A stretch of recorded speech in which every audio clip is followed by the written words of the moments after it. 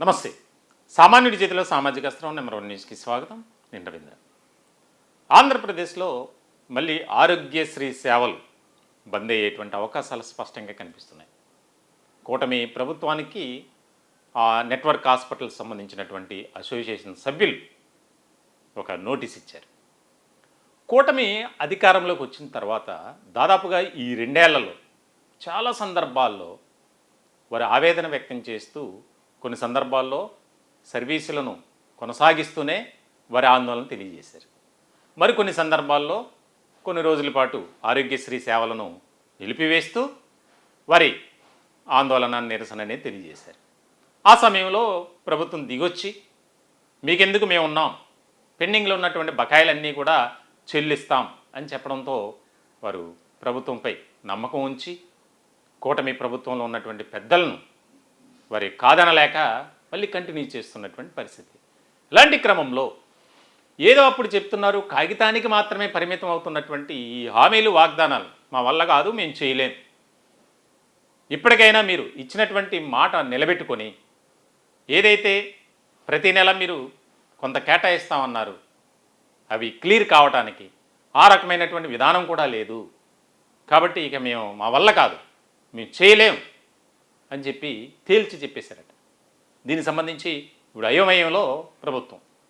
ఏదేమైనా సరే ఆరోగ్యశ్రీ సేవలంటే సామాన్యుడికి, పేదవాడికి ఒక రకమైనటువంటి వరం అది.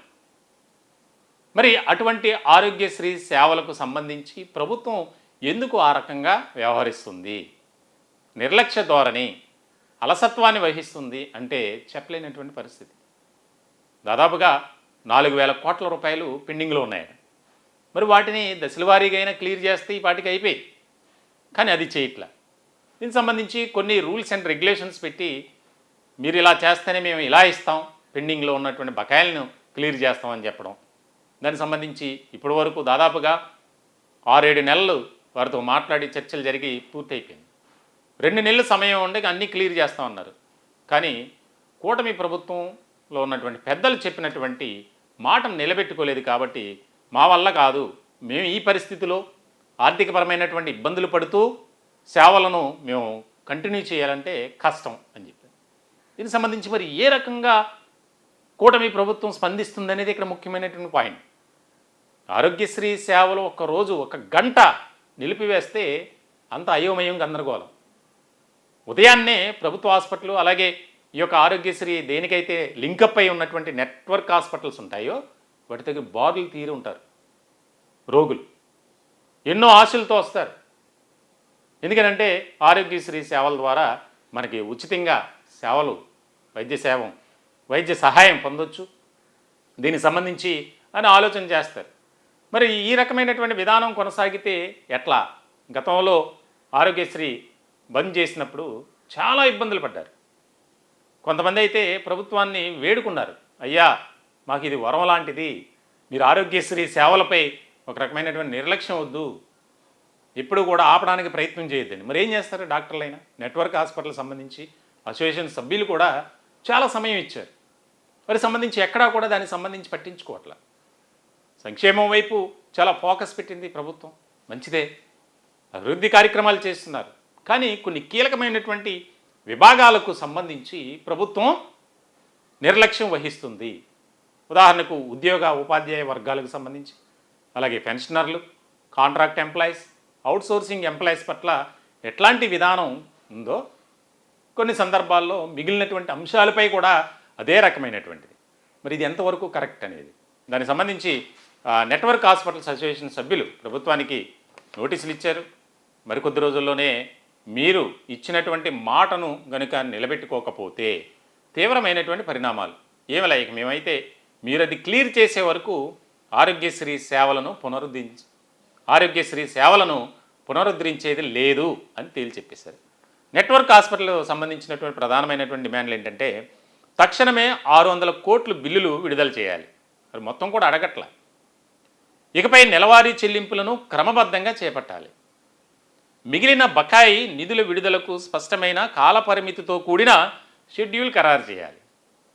సమస్యల పరిష్కారం కోసం అత్యవసర సమావేశం నిర్వహించాలి. పెండింగ్ బకాయిలు చెల్లించే వరకు హెచ్పిఆర్తో ముడిపడిన ప్రీ ఆథరైజేషన్ల నిలిపివేత ప్రతిపాదన వాయిదా వేయాలి. వారు కోరింది ఏమీ అంతా కూడా ఒకేసారి మీరు ఇవ్వట్లేదు, ఒకేసారి ఇవ్వండి అనట్ల. తక్షణమే 600 కోట్లు. ఎందుకనంటే హాస్పిటల్ కూడా రన్ అవ్వాలి, వారికి ఆర్థికపరమైనటువంటి అంశాలతో ముడిపడి ఉంటుంది కాబట్టి మరి ప్రభుత్వం కూడా అర్థం చేసుకోవాలి. మరి ఈ రకమైనటువంటి విధానంతో గతంలో జరిగినటువంటి చర్చల్లో మీరేం చెప్పారు, ఇప్పుడు మీరేం చేస్తున్నారు, వారు ప్రశ్నించేది అదే. దీనికి సంబంధించి ఇకపై నెలవారీ చెల్లింపులను క్రమబద్ధంగా చేపట్టాలి. ఆందోళన చేసినటువంటి వెంటనే చర్చలకు పిలవడం, అప్పుడు కొంత 100 కోట్లు 150 కోట్లు విడుదల చేయటం, మమా అనిపించుకోవడం. దీనికి సంబంధించి ఏ విధంగా మేము ముందుకు వెళ్ళాలి, హాస్పిటల్ నిర్వహణ మేము ఏ విధంగా చేయాలి, హాస్పిటల్ పనిచేస్తున్నటువంటి సిబ్బందికి జీతాలు ఇవ్వకపోతే వారు వచ్చేటువంటి పరిస్థితి ఉంటుందా, ఇవన్నీ కూడా అర్థం చేసుకోవాలి కదా.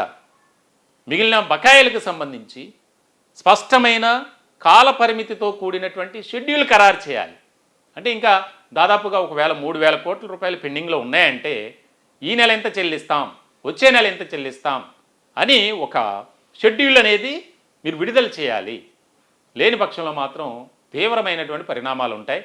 ఇక మీరు ఏది చెప్పినా మేము వినేది లేదు అని చెప్పి దీనికి సంబంధించి మరి కూటమి ప్రభుత్వం సానుకూలమైనటువంటి విధానంతో ఆలోచన చేయాలి.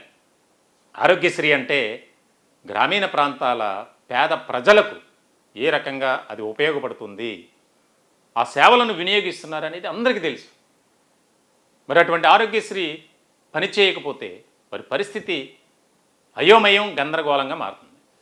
కాబట్టి సామాన్యుడి చేతిలో సామాజిక అస్త్రం నెంబర్ 1 న్యూస్ తరపున కూడా ఈ ప్రభుత్వాన్ని మేము కూడా వేడుకుంటున్నాం.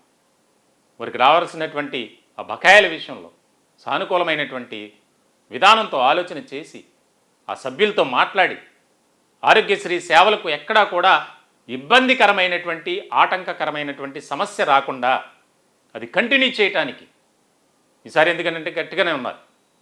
పూర్తి స్థాయిలో మాకు బకాయిలు విడుదల చేయకపోతే మేము సమ్మెకు దిగుతాం, మీరిచ్చేటువంటి మాటలను లేదంటే హామీలు వాగ్దానాలు ఇక నమ్మే పరిస్థితి లేదు, ఏదైనా సరే లిఖితపూర్వకంగా ఉండాలి, ఆన్ పేపర్ ఉండాలి అంటున్నారు. ఆ పరిస్థితి తెచ్చుకోకముందే వారి సమస్యలన్నిటినీ పరిష్కరించడానికి కూటమి ప్రభుత్వం ముందుకు రావాలి.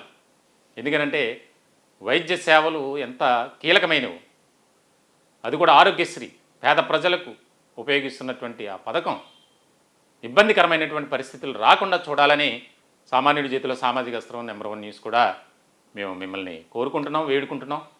దయచేసి ఈ నెట్వర్క్ హాస్పిటల్స్ అసోసియేషన్ సభ్యులు కూడా ఆలోచన చేయాలి.